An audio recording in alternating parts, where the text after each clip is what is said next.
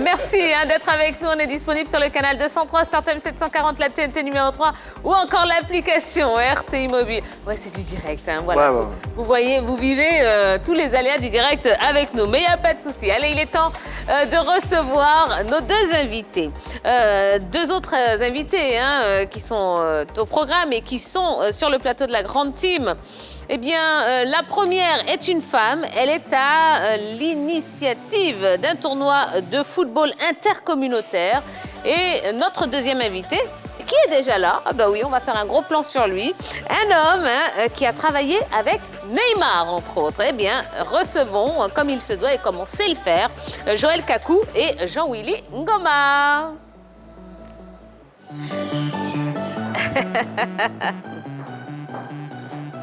Bonsoir, monsieur. Bonsoir, Joël Kakou. Et bonsoir, Jean-Willy Ngoma. Comment allez-vous? Ça va, merci. Eh bien, bienvenue sur le plateau de la Grande Team. Merci de venir nous faire un petit coucou. Alors, on va parler de vos activités respectives. Joël Kakou, donc on va commencer avec vous. Vous avez un diplôme en restauration. Ouais. Voilà. Et puis, vous êtes également opératrice culturelle. Et maintenant, vous vous impliquez dans le football. Alors, expliquez-nous un petit peu... Ce changement. Ben oui. Ok, merci. Déjà, merci de me permettre d'être sur votre plateau. Et je souhaite une très bonne heureuse année à tout le monde et à vous aussi. Pareillement. Merci. Et puis, bon, je voulais dire, effectivement, je faisais la restauration depuis Paris et tout, parce que c'est là-bas que je réside.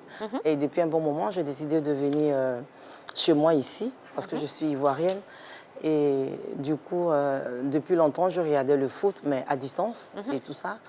Et un bon moment, j'ai commencé à vraiment m'intéresser au foot. C'est parti à partir de... des différents affaires de, je ne sais pas si je peux parler de ça ici, mais je vais dire la vérité, c'est à partir de l'histoire du football, en regardant souvent Didier Drogba et différentes personnes et tout ça. Et puis tout de suite, je me suis imprégnée dans le foot. J'ai vu l'importance du foot, j'ai vu ce qu'on peut apporter dans le foot. Et relationnellement, comme je l'ai déjà en Europe et tout ça, j'ai dit, bon, ok, je vais organiser un grand tournoi international de foot et puis me lancer dedans pour pouvoir apporter un plus parce que je constate beaucoup de jeunes qui...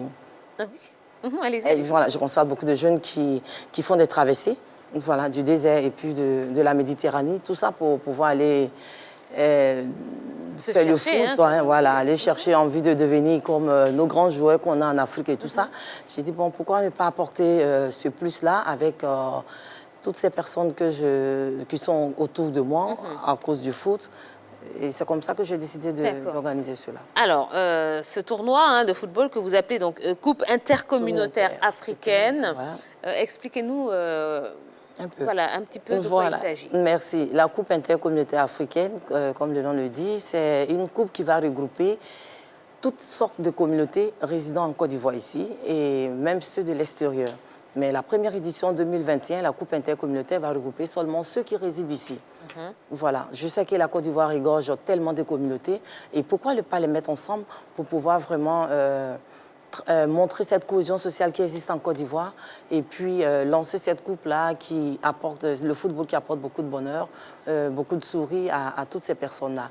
Et c'est dans ce sens-là que j'ai mis le mot intercommunautaire et j'ai mis africaine parce qu'il y a beaucoup d'Africains qui résident ici. Mais concrètement, qui participe à ce tournoi? Il y a un recrutement qui est fait, les gens s'inscrivent volontairement et tout le monde est accepté. Comment ça se passe? Ok, merci. Tout le monde participe, tout le monde peut participer, pardon. Et les gens, on a un numéro, les gens appellent ces différents numéros-là. Et nous-mêmes, dans notre équipe, il y a des détecteurs dans notre équipe, dans la SICA. Et ceux-là, ils font le tour d'Abidjan, le tour de la Côte d'Ivoire. Ils vont un peu partout pour pouvoir vraiment chercher... tous ces enfants qui sont très forts, qui n'ont pas surtout les moyens, voilà, ceux qui n'ont pas les moyens de rentrer dans une école de formation. Nous sommes partenaires dans une convention avec certains clubs ou bien certaines écoles de formation. On prend ces enfants-là, on les met là-bas, ils continuent de s'entraîner pour être bien suivis et pour pouvoir vraiment participer à cette coupe-là. Vous allez limiter le nombre de participants parce que si c'est toute la communauté, oui, on allez organiser une vraie Coupe du Monde. Merci. On va vraiment limiter pour la première édition. Voilà, on va très limiter même. Et c'est pour ça que J'avais voulu passer un peu aussi avec mes techniciens sportifs, mais malheureusement, on dit qu'ils ne pourront pas passer. Ils sont venus. C'est eux qui allaient mieux expliquer tous ces détails-là. Et cette question que vous venez de poser, ils étaient bien placés vraiment pour répondre à cela. D'accord. On va passer à Jean-Willy Ngoma. Donc, vous êtes agent de joueur, vous travaillez avec Pini Zahavi, celui qu'on considère dans le milieu du football comme un super agent. Comment la collaboration a commencé entre vous? Dans un avion.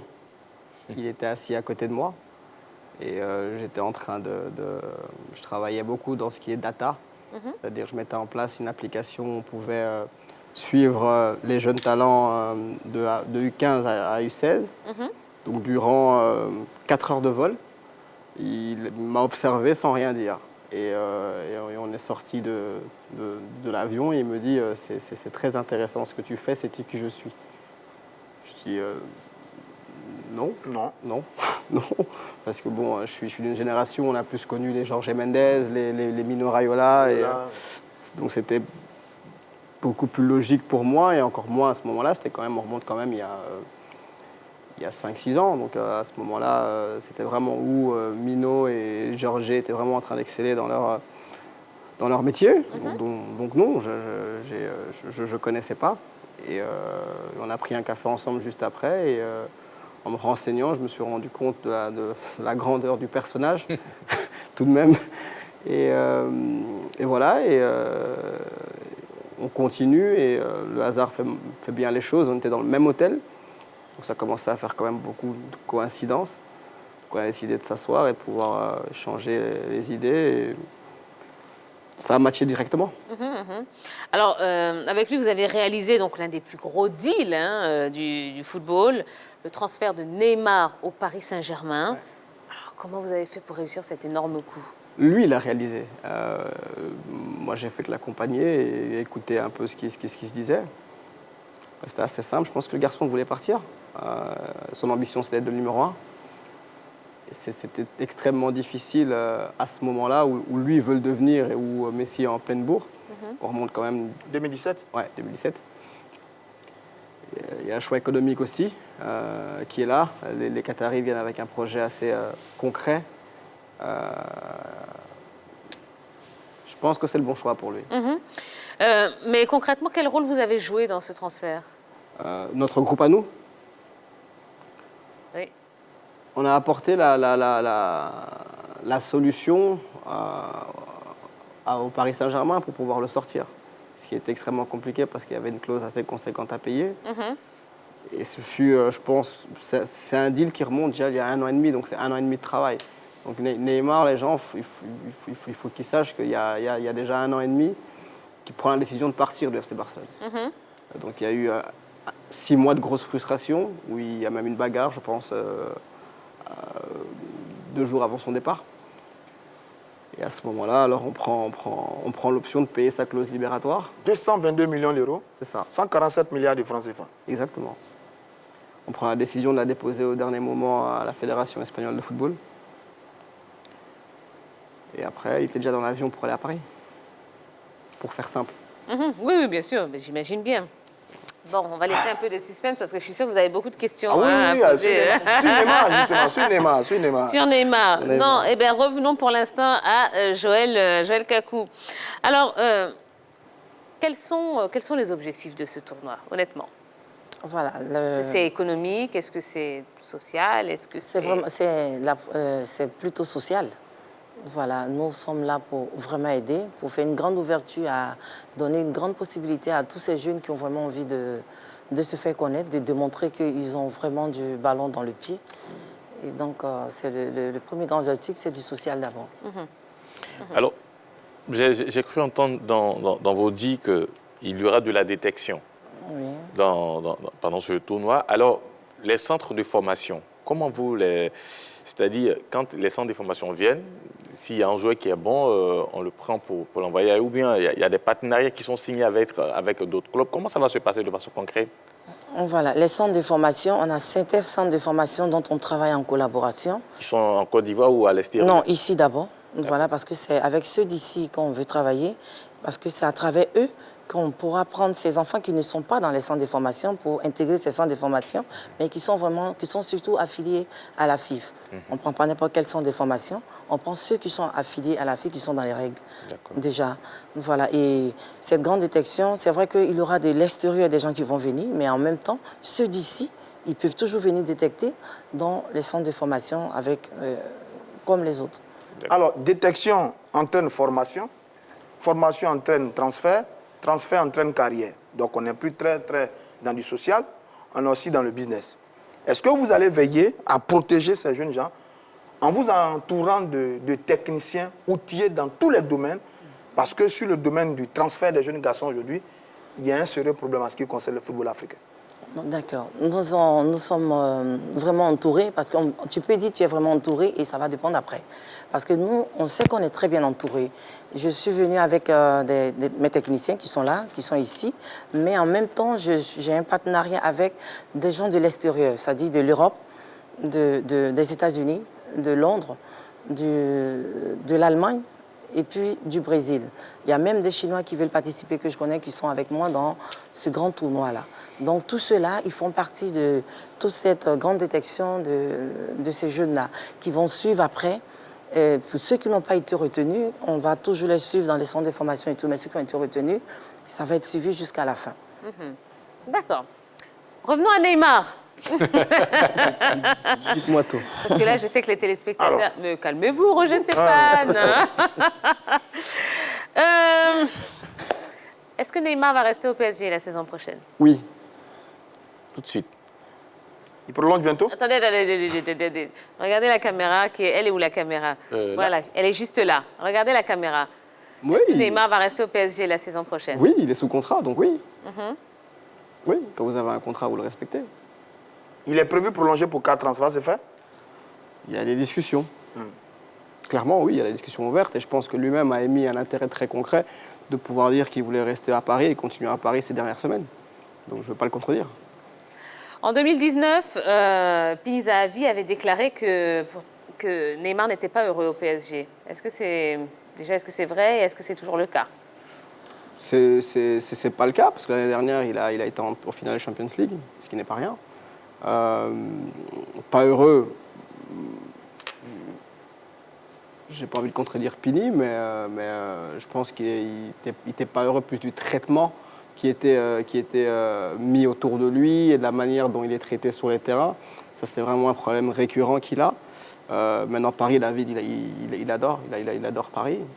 Mais c'est clair que par rapport au traitement que ses adversaires ont vis-à-vis de lui, les arbitres, c'est clair qu'à un moment donné, je suis persuadé qu'il a exprimé, on va dire, une lassitude, je pense, plus qu'autre chose. Mais bon, Pini emploie toujours des mots assez forts pour pouvoir marquer. Mais je pense que, de manière globale, il a toujours été heureux à Paris. Enfin, moi qui le côtoie assez souvent, quand je suis à Paris, j'ai jamais senti un Neymar qui était malheureux, ni sur le plan financier, mais encore moins sur le plan football. Je pense que c'était plus, à un moment donné, une période où il se sentait vraiment mal parce qu'il sentait qu'il y avait un acharnement contre lui. Mais quand il le disait en 2019, il voulait retourner au Barça.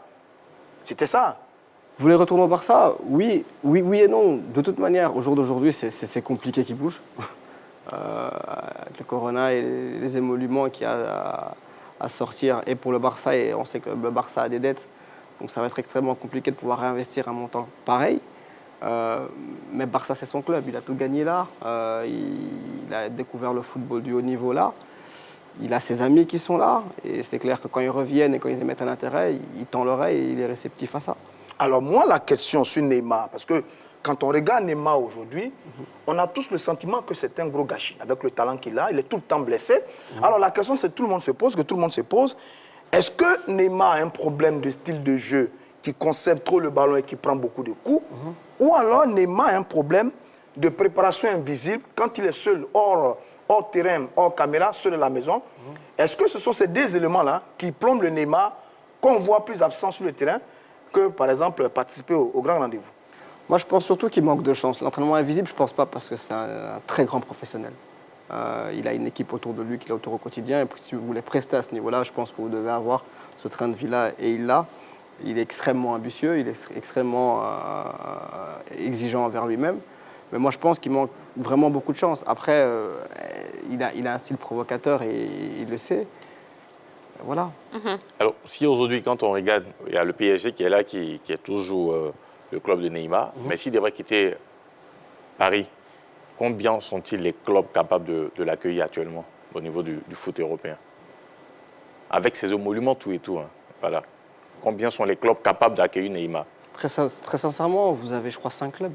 5 clubs. Vous avez, je crois, 5 clubs aujourd'hui qui ont la capacité financière de pouvoir faire un tel transfert. Mais à l'heure actuelle... Qui sont entre autres? On les connaît tous. Je pense qu'il y a Liverpool qui a les reins solides. Je pense qu'il y a le Bayern Munich qui a les reins solides. Je pense qu'il y a City. Ouais, il y a City. Je pense qu'il y a le Real. Il y a le Barça. Maintenant, est-ce qu'entre vouloir le faire, être capable de le faire et le faire, il y a une marche. Hein. Alors, non, on arrête avec Neymar, puisque, attendez, ce que vous ne savez peut-être pas, hein, c'est qu'il n'y a pas que Neymar hein, dans son écurie. Il est aussi l'agent de Odio Ighalo, oui, qui est le plus gros salaire africain. Comment vous arrivez à flairer ces gros coups, là, comme ça? Par contre, Odillon, c'est moi qui le gère personnellement. Ouais. C'est moi qui m'en occupe avec un membre de sa famille qui s'appelle Ladi Salami, qui est un ami depuis 10 ans. C'est quelqu'un qui a fait les bons choix, je pense, dans sa carrière. Pourquoi est-ce qu'il n'est pas resté à Manchester United? Parce qu'ils étaient incapables de le payer. Au vu du rapport qualité-prix et du fait qu'ils ont pris Edison Cavani aussi. C'était difficile pour eux, déjà pour le prêt. Le garçon a dû faire beaucoup d'efforts financiers. C'était le club de ses rêves, donc il l'a fait. Martial, Rashford, Cavani, c'était un peu compliqué pour lui aussi, sur la concurrence. Extrêmement compliqué, et je peux comprendre Manchester United, vous ne payez pas 30 millions d'euros. Allez, ils ont partagé les coûts, donc 18 millions d'euros net pour un 4e choix. Mais justement, United l'a fait venir pour jouer le rôle de remplaçant. À ce moment-là, Cavani n'était pas là. Ouais. C'était en dernier... C'est un deal qui s'est fait très rapidement. Hein. C'est un deal qui s'est fait en 48 heures, on a fermé le deal. Mais je pense que maintenant, ils ont eu le temps quand même de pouvoir faire un recrutement. Je pense Cavani, c'est quand même, je pense, un cran au-dessus, si pas 2, par rapport à Odillon. Et c'est tout à fait normal qu'investir autant d'argent sur un garçon que vous n'allez pas faire jouer continuellement, c'est compliqué. Joël Kakou, on revient à vous. Ok. Est-ce que votre aventure dans le football va s'arrêter à l'organisation de cette compétition ou bien il y a d'autres choses prévues derrière? Pour le moment, c'est toujours la même chose que du foot. Et nous sommes à la première édition, c'est mis la CICA 2021, la Côte d'Ivoire. Et après, ça sera un autre pays. Voilà, on va toujours continuer dans le foot, toujours vouloir aider, vouloir apporter ce qu'on peut apporter à cette jeunesse-là. Donc, je crois qu'elle ne va pas s'arrêter maintenant. Alors, ça commence quand le tournoi, de façon concrète, ça commence quand, ça prend fin quand, et puis ça va se jouer où? Voilà, ça va se jouer, d'abord, elle va se jouer sur 2 semaines. Voilà, à partir du mois de fin juin, vers les... Je ne peux pas donner la date exacte actuellement, simplement parce que je vais la donner le jour de la conférence de presse. D'accord. Voilà, mais déjà, les gens, les équipes, les enfants, ils appellent tout le temps pour s'inscrire. Et puis, les différents stades, on a déjà fait un cocktail de presse que j'ai déjà lancé. J'avais déjà lancé un cocktail de presse, pardon. Et puis, j'ai eu l'appui institutionnel du ministre des Sports. Donc, avec ça, j'ai demandé 7 stades. Donc, j'attends les réponses du ministre et tout ça. Donc, je crois que on ne peut pas dire exactement ça va se jouer ici, mais on a demandé certains stades dont on souhaite occuper pour ce tournoi. Certains stades, mais le championnat local devait reprendre bientôt. Oui. Au mois de mars, le championnat de Ligue 1, Ligue 2, 19 et 26. Oui. Au mois d'avril, pour la D3, le football féminin. Oui. Certains stades demandaient, est-ce que vous n'avez pas été en difficulté? Bon, je crois que tout ce que vous avez cité prenne fin avant fin mai, avant fin juin. 27 juin. 20 juin. Voilà, nous, on a mis à partir du 28 jusqu'au 15. Très bien. Parce qu'on a suivi un peu tout ce qui est en train de se faire. Et c'est sur ça qu'on se base pour pouvoir faire, nous aussi, notre programme. Très bien. Dernière question, Joël Kakou. Comment s'inscrire? Alors, est-ce qu'il y a des numéros de téléphone que vous pouvez communiquer? Parce que si jamais ça intéresse des jeunes, c'est le moment de le faire. Il y a un seul numéro, voilà, qui est le 01 40 51 01. Reprenez. 01 01 40 51 01. D'accord. Dernière question également pour vous, hein, Jean-Willy Ngoma. C'est quoi le prochain gros coup? Alaba, je pense pour nous. David Alaba? Ouais, David Alaba, je pense pour nous. Mais là, il est libre. Ça. Il va partir libre du Bayern de Munich. C'est ça. On l'annonce du côté du Real de Madrid. Est-ce que vous pouvez nous confirmer aujourd'hui que Alaba va poser ses valises du côté du Real? Non. Quels sont les clubs prétendants pour accueillir Alaba? Tout le monde. Ben, quelques-uns, tout le Tous monde, les clubs. c'est un peu vague. Tous les clubs. Je pense que oui, quand vous quittez le Bayern Munich, vous n'allez pas signer à la Real Sociedad. Tous les clubs qui sont assez structurés pour pouvoir l'accueillir. Bon, je veux quand même vous dire quelques noms. Oui, il y a la Real qui est extrêmement intéressée. On a reçu des offres de M. Florentino Pérez avec lesquels on a d'excellentes relations. Il y a le FC Barcelone aussi qui est intéressé. Il y a le Liverpool qui est intéressé. Il y a Chelsea qui est intéressé. Paris.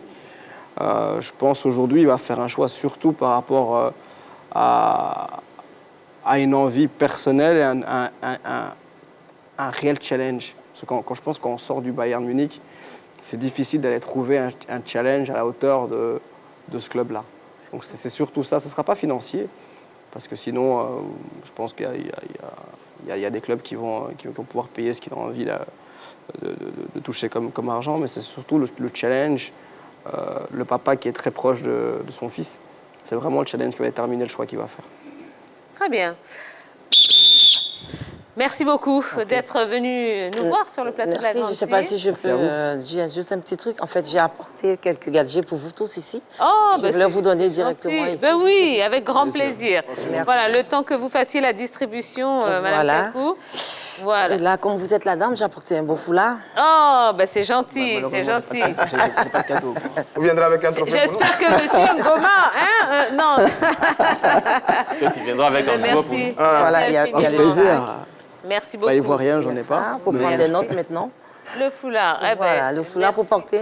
Merci infiniment. Voilà, il y a- Eh ben voilà. Allez, Voilà. pendant que Madame Ça, Kakou c'est fait la pour vous. distribution, voilà, on montre ce joli foulard. Voilà. Eh bien, on va vous demander de ne pas bouger. Non, il nous reste Voilà. encore 2-3 choses. Oui, à partager avec vous avant la fin de merci. l'émission. Ah, par contre, vous êtes juste devant ma caméra, Madame. pardon. Voilà, merci. Oui, mais on est en direct. Allez, voilà. On est en Aujourd'hui, direct. c'est pas grave. Voilà.